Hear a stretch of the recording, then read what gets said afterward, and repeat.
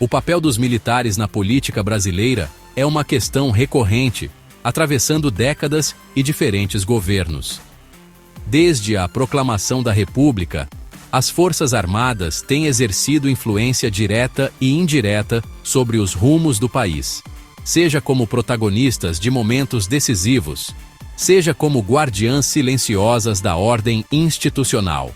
Especialmente em tempos de crise, quando a instabilidade política e social se intensifica, a presença dos militares volta ao centro do debate nacional.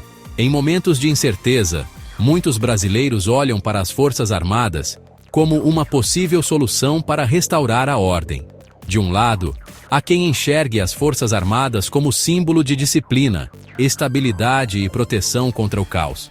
Para esses, os militares representam uma instituição confiável, capaz de garantir a segurança e o funcionamento do Estado quando tudo parece desmoronar. De outro, há quem tema o retorno do autoritarismo e a perda de liberdades civis, lembrando os traumas do passado. Para muitos, a simples possibilidade de intervenção militar desperta memórias dolorosas de repressão, censura e violações de direitos humanos. Essa divisão reflete uma fratura histórica e cultural no país, marcada por memórias do regime militar, debates acalorados sobre democracia e diferentes visões sobre o papel das instituições armadas na sociedade brasileira. O dilema central permanece: segurança e ordem a qualquer custo, mesmo que isso signifique abrir mão de direitos fundamentais, ou liberdade e participação cidadã, com todos os desafios e imperfeições que a democracia traz? Essa escolha nunca é simples, pois envolve riscos e consequências profundas para o futuro do país. Entender essa controvérsia exige olhar para a história, analisar a Constituição e refletir sobre o papel das instituições na construção de uma sociedade justa e plural. Afinal, cada escolha carrega riscos e oportunidades, e o debate sobre o papel dos militares na política brasileira segue sendo uma questão fundamental para o presente e o futuro do país. O regime militar de 1964 a 1985 marcou profundamente o Brasil, alterando não só a política, mas também a vida cotidiana de milhões de brasileiros. O golpe militar interrompeu um processo democrático e instaurou um período de medo e incerteza, em que a liberdade de expressão foi drasticamente reduzida e a sociedade civil passou a viver sob constante vigilância. Durante 21 anos, o país enfrentou autoritarismo, censura e repressão. Artistas, jornalistas e estudantes foram perseguidos, e qualquer manifestação contrária ao regime era rapidamente silenciada. A imprensa foi controlada, e muitos livros, músicas e filmes foram proibidos. O golpe foi justificado como uma resposta à ameaça comunista, mas, na prática, resultou em perseguição política, tortura e mortes. Apesar do chamado milagre econômico, que trouxe crescimento econômico e grandes obras de infraestrutura, a desigualdade social aumentou e os direitos humanos foram sistematicamente violados. Esse cenário de repressão e autoritarismo não foi exclusivo do Brasil. Países como Argentina e Chile também viveram sob regimes militares, enfrentando desaparecimentos forçados, censura e violência de Estado. No Uruguai, a repressão foi igualmente brutal, e todos esses regimes contaram com o apoio ou tolerância de potências estrangeiras, especialmente no contexto da Guerra Fria, quando os Estados Unidos viam a América Latina como um campo de batalha ideológico.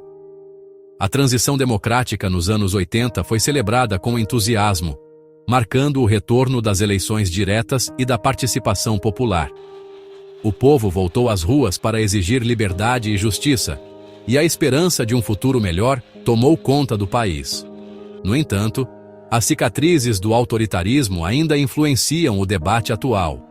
Famílias de vítimas buscam justiça, e a memória dos abusos cometidos permanece viva nas manifestações e nas discussões sobre direitos humanos.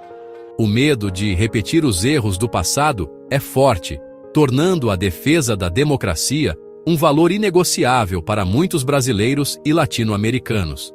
A sociedade permanece vigilante, atenta a qualquer sinal de retrocesso. O passado autoritário da região serve de alerta sempre que se discute o papel dos militares na política, lembrando a importância de proteger as instituições democráticas e garantir que a história não se repita. A imagem das Forças Armadas já foi de heróis nacionais, especialmente após a Segunda Guerra Mundial. O regime de 1964 dividiu essa percepção. Para alguns, os militares salvaram o país. Para outros, foram opressores.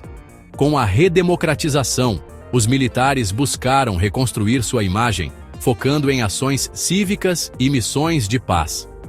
Nos últimos anos, a presença militar no governo reacendeu o debate, com escândalos e politização afetando a confiança pública. Hoje, as Forças Armadas são vistas tanto como símbolo de disciplina, quanto como ameaça à democracia, refletindo as divisões do Brasil. A Constituição de 1988 define as Forças Armadas como instituições permanentes, subordinadas ao presidente civil. Sua missão principal é defender a pátria e garantir os poderes constitucionais, atuando na lei e ordem apenas em situações excepcionais. A atuação militar em segurança interna só ocorre quando as polícias não dão conta, e sempre sob solicitação formal. Além da defesa, os militares participam de ações como o combate a crimes ambientais e missões de paz da ONU. O papel constitucional é claro: proteger o país, não governá-lo. O equilíbrio entre autoridade militar e controle civil é essencial para a democracia. Defensores da gestão militar destacam organização, disciplina e eficiência como vantagens para o setor público.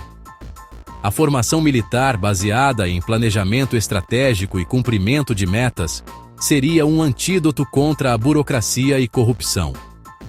Oficiais são treinados para liderar e administrar recursos complexos, o que, segundo apoiadores, agrega valor à gestão pública.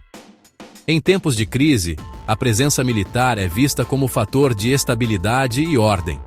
Para muitos, os militares representam uma mão firme, capaz de restaurar o funcionamento do Estado. A presença militar no poder traz riscos claros: autoritarismo, restrição de liberdades e politização das Forças Armadas. A lógica da obediência pode sufocar o diálogo democrático, tratando divergências como insubordinação. Governos militarizados tendem a priorizar a ordem sobre direitos civis, aumentando a vigilância e a repressão. A militarização de cargos civis prejudica áreas técnicas e expõe os militares a escândalos de corrupção. Casos recentes mostram que a farda não é garantia de incorruptibilidade, afetando a credibilidade da instituição. O resultado pode ser o enfraquecimento da democracia e das próprias Forças Armadas. A diplomacia exige negociação e construção de consensos, algo tradicionalmente liderado por civis no Brasil. O aumento da influência militar no governo gera desconfiança internacional e pode isolar o país de parceiros estratégicos. Uma postura mais rígida e nacionalista pode dificultar acordos comerciais e cooperação global. O prestígio conquistado pelo Itamaraty pode ser rapidamente perdido com uma política externa militarizada.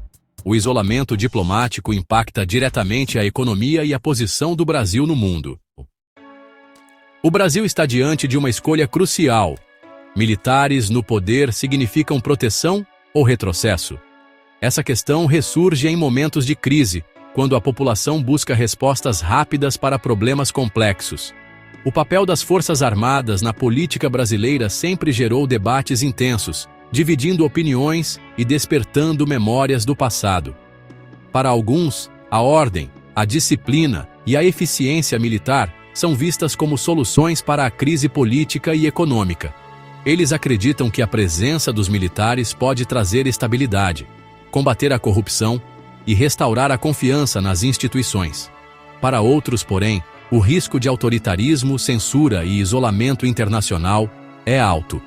O medo de perder direitos civis e de ver a sociedade silenciada faz com que muitos rejeitem a tutela militar, lembrando dos períodos sombrios da história recente. A experiência histórica mostra que a democracia, apesar de imperfeita e cheia de desafios, é o caminho mais seguro para garantir direitos, pluralidade e participação popular. O voto livre e o debate aberto são conquistas que não podem ser subestimadas.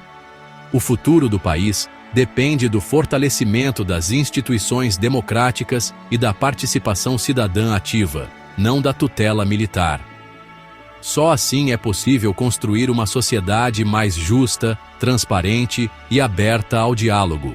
A imagem internacional e o desenvolvimento sustentável do Brasil dependem de um compromisso firme com a liberdade, o respeito às instituições e o diálogo entre diferentes setores da sociedade. Cabe à sociedade brasileira decidir, de forma consciente e informada, qual caminho deseja seguir. Essa escolha terá impacto direto nas próximas gerações e definirá o papel do Brasil no cenário global.